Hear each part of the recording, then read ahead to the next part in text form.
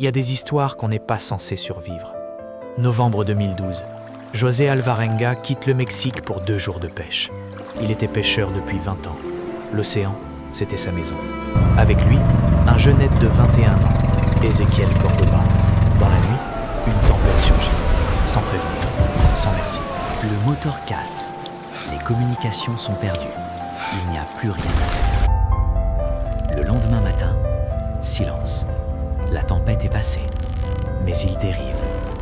Aucune terre visible, dans aucune direction. Jour 3. La fin commence. L'eau douce s'épuise. La mer, partout. Et pourtant, rien à voir. Il apprend à attraper des poissons à main nue, dans l'obscurité. Il boit la pluie.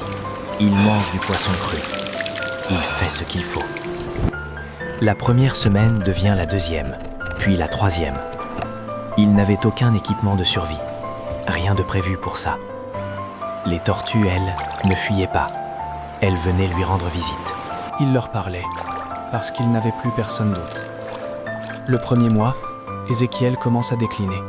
Il refusait de manger, refusait de boire. Il voulait mourir.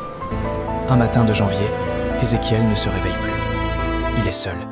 Désormais, il sera seul pour tout. 2 mois, 3 mois, l'océan ne le lâche pas. Il commence à parler tout seul, à son fils, à Dieu, à la mer. Il pense à sa fille, restée au Salvador. Elle attend son retour.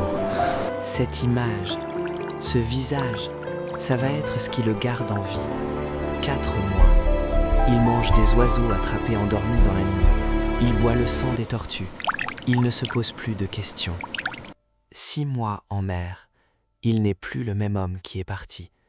Il voit des navires. Certains passent si près qu'il peut entendre les moteurs. Aucun ne s'arrête. Pour eux, la mer est vide. Mais il ne s'arrête